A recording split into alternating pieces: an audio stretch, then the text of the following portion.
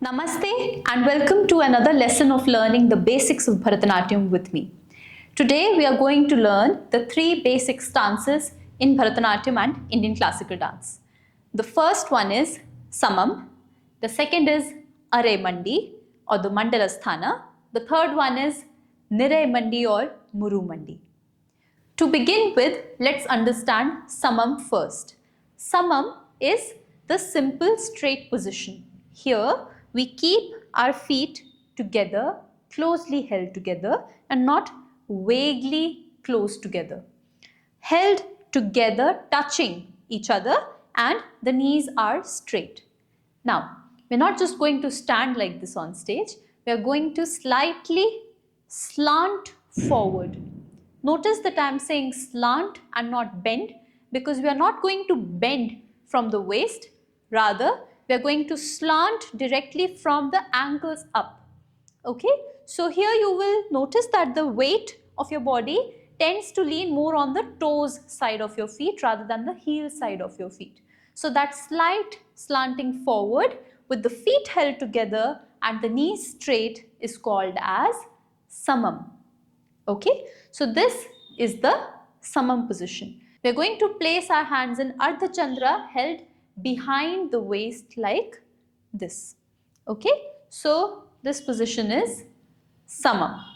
We are going to use this position whenever we stand in dance. We are not going to stand straight like this but slightly lean forward just to build that engagement with the audience, and also when you are very interested in expressing something, you don't lean back and express. You always lean forward and express. So that leaning forward has a meaning and a significance to it, so do not underestimate that. Okay, now let's understand the very important, most important stance, which is Araimandi, because it is the most common stance that you'll find in almost all the Adavis.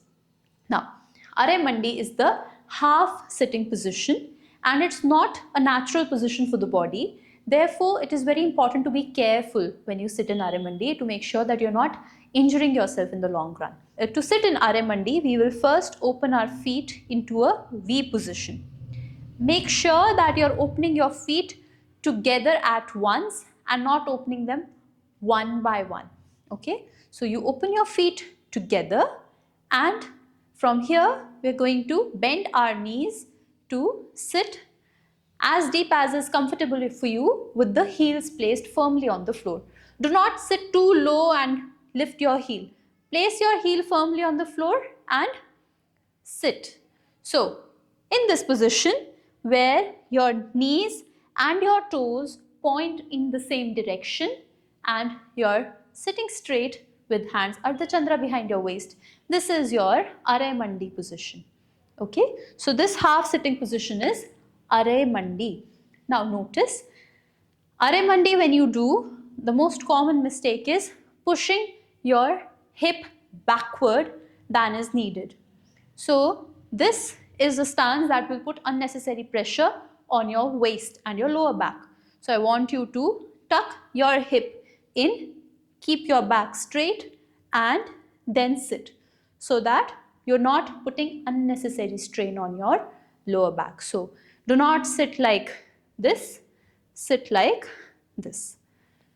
So your Araimandi or your Mandala Sthana position is this.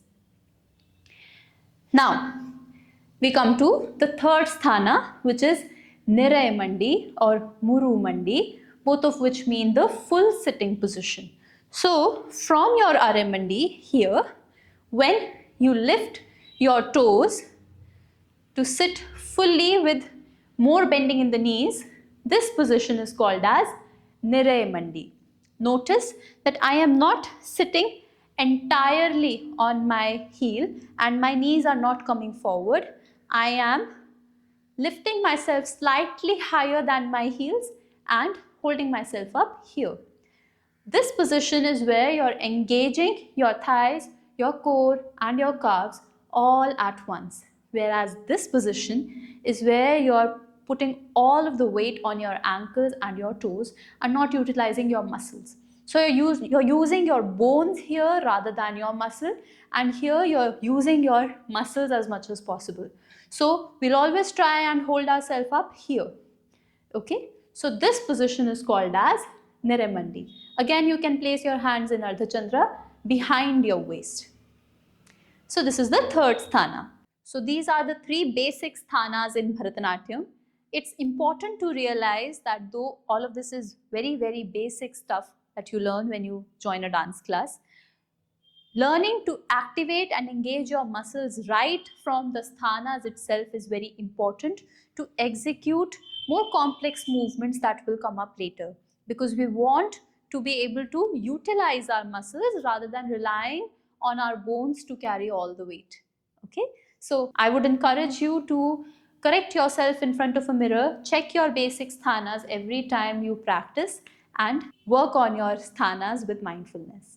This is going to be a series of learning the basics of Bharatanatyam with me. If you learned something new today, please like this video and subscribe to the YouTube channel of Nritya Nivedya to join me in learning Bharatanatyam with mindfulness. And I will see you in the next video next Friday. Until then, keep practicing.